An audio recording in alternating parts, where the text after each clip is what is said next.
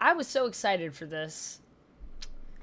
Now I don't know how to feel about it. Hello everyone, welcome back. It's time to talk about Batman Caped Crusader. I was really excited for this show, and we have all of it now. It's all out. But I figured it might be fun to just watch the first episode, see where I'm at, get a little read on this, and then I'm gonna come back and I'm gonna give you guys a full season review once I'm done. But I just wanted to see, I think it could be fun when you do the first episode and then you see how you're feeling at the end. I think that's going to be fun with House of the Dragon. Oh boy, I got thoughts about that show. But I digress. Let's talk about Batman Caped Crusader. Fair warning, there are spoilers ahead, and also another fair warning, I'm a little under the weather, so I did take some Advil, cold and flu, so if I seem a little loopy or anything, or something I say doesn't make sense, my editor, the people out there watching, if this is in the video, please forgive me. Please forgive me. Anytime I have medicine, it always makes me weirdly loopy, so hey. But I'm doing my best here. Batman Caped Crusader is an interesting show. I was really excited for it because I love that it's a period piece. I love the look of this show. I love the feel of this show. And I gotta say, all of that still feels like it's intact here. It is very much a classic vibe. It's very much giving me, of course, a Batman the Animated Series, but in a different time period. Feels classic. It feels classic in a rewarding way. But there is something about it that really caught me off guard, and I think that is that although it is a period piece and it's in the 1940s, I have an idea of what that feels like with Batman, right? Because we have that in comics, and some things here just feel so different and so changed that I don't know. I think my brain is like, what do we do with this? It's still processing it a bit. So forgive me for things that I do not really fully understand yet. I'm still trying to form some of my opinions. This is very fresh for me, but I'm going to do my best to articulate as best I can what I like, what I don't like, and why. Overall, I'm not sure how I feel about Alfred's look. Let's start with Alfred. So Alfred is obviously younger in this, and I feel like that makes sense because we've got a younger Batman here. With Alfred, though, I don't know, man. I can just really only picture Alfred as like an older guy. It's hard for me to think of him as younger. I haven't watched Pennyworth. Maybe I should. I heard it was good. And I think it's also interesting that in this, Batman at one point calls Alfred just Pennyworth. I know that's his name, but I was like, I don't know how I feel about that. Speaking of this Batman also feels like a younger Batman, which makes sense. I think that is the vibe they're going for with this show, and I like younger Batman. I liked The Batman, where Robert Pattinson was playing him in the live action, and we had a sort of year one Batman vibe, and I thought that worked really well. I would even say this Batman in Caped Crusader actually sounds kind of like Robert Pattinson's, to me. I feel like this Batman still has a lot of things to figure out. He feels really intense in this show, and not always in a good way, in a way where I'm like, whoa, Batman, like, you need to chill. I am usually a person who's very here for, like, you know, Batman's this hard guy, Gotham's corrupted place, but this just felt really heavy to me. Like, the first person we see him question, I think, he dangles over a train track and is questioning him and is like, if you don't answer me, I'm gonna let the train hit you. And I was like, dang. And I mean, he might have not done that. He might have just, if he didn't answer him, he might have just pulled him back up. We don't know. But it just felt really intense. I know Batman can be really intense, but that's an intense way to start it off. I do love Batman's look in this, though. I think his look is phenomenal. So yeah, his voice, his look. The whole animation in this show, to be honest with you guys, is gorgeous. Just the way everything looks, it feels very noir, and I'm really digging it. There are a few characters here that I'm just like, I need more time with you to figure out if I like you or if I don't. One of those characters is our villain in this first episode, the Penguin. I don't know if I love this Penguin or if I really dislike this take on the Penguin. I'm definitely afraid of this Penguin though, so that's something. We get a gender-swapped Penguin in this show, and normally I am the person that is super here for gender swapping. I think it's fun, I think it provides something a little bit different, and I think as long as the core of the character is there, I don't think it really matters what gender they are. In fact, I also myself love portraying characters in that way. Like, I love taking a male character and then just portraying it as a female, like as an actor even, so that to me is interesting. However, the Penguin showed up on the scene, and I was not prepared, I don't think fully. I remembered, I was like, oh yeah, the Penguin's a lady in this. At first I was a little confused. I was like, when is the Penguin showing up? And then I'm like, oh yeah, that is the Penguin. Right. I think overall, though, I am going to like it. I think it's just going to take me time to warm up to it.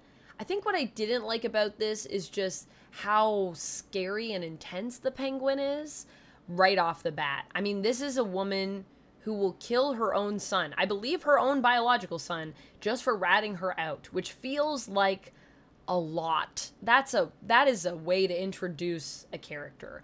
It feels in general like some of the ladies in this show, they give me the sense that the main female characters have to be these like hard, tough women. Like you have the Penguin, and she's willing to make her own son swim with the fishes. She like puts him in a suitcase and throws him into the water. Also, what an awful way to go. And then you've got Barbara Gordon, who also is just very no nonsense and seems like she's seen it all. Even when someone comes to her and says, you know, I just saw my brother die before my eyes, she's like, all right, well, I guess we'll do something. She just seems unfazed by everything. And I know that Barbara is a tough lady. She's a tough character, and I love that about her. But I'm just waiting for a little bit more of, I don't know, the sensitivity, a little bit more humanity to creep in. It's kind of the same issue I have with Batman a little bit here. Like, these characters just feel, maybe it's that they feel a little flat. But it is also only episode 1, so, you know, they might just have hard exteriors that'll break down as the show goes on. We'll have to wait and see. And, I mean, Barbara and Batman are definitely similar in that way, where I can see they kind of have this really hard exterior, and I'm curious to see where that'll lead to. But I also got some flirty vibes between them. Now, I know we were promised there was not going to be any canoodling between Babs and Bruce in this show. There's going to be no romantic stuff happening. But I did get romantic vibes. But we were promised, so I'm assuming that promise will be kept, and that a lot of what I'm picking up here is just Barbara having an admiration for Batman, which is going to lead her to become Batgirl, and Batman basically just being Bruce, and when he's Bruce, he's kind of just flirting with, like, every lady ever, because that's his playboy persona that he puts on. So probably just reading into it, but I just wanted to note that it felt flirty to me, and I was like, oh boy. But we were promised, and I'm gonna hold them to the promise. No romantic stuff, please. I've had enough. I can't take any more. The music overall in this is very good as well. So, like, the animation, the tone, the music, all of these things are just really, really great. The music brings a sense of drama to it. It just feels suspenseful. That all fits really well together. Other than the fact that I'm still trying to figure out how I feel about these characterizations, just the overall look and feel of the show, I think, is perfect. It really lands for me. Another character that's mentioned is Bullock, Harvey Bullock, and he seems to be quite a corrupt cop here. I'm wondering if that will continue, or if, kind of like we see with him in the comics at times, if he's going to go down another path and maybe become an ally of Gordon. I don't know what his relationship will be like with Batman. It's been complicated before, so he might not be a fan of Batman, but he likes Gordon, or he might also warm up to Batman by the end of the show. He's just mentioned here, and we see a woman that's handcuffed to his desk that Barbara frees before the police station is exploded by the Penguin, and that woman also seems like she might be Selena Kyle, might be Catwoman. That's the vibe I was getting there. We'll have to wait and see, I guess. But it was an interesting episode. I think that the story overall is good. I think all of that is fine. I'm just not sure how I feel about some of these characterizations. I'm not sure how I feel about something that is a 1940s period piece that feels like we're doing things that are different. We're swapping genders, and we're doing stuff it feels like it's not what I know of this period, if that makes sense. But like I said, I think as time goes on, I'm just gonna accept that, and it will be neither here nor there, because I do think we're doing some cool stuff with the characters.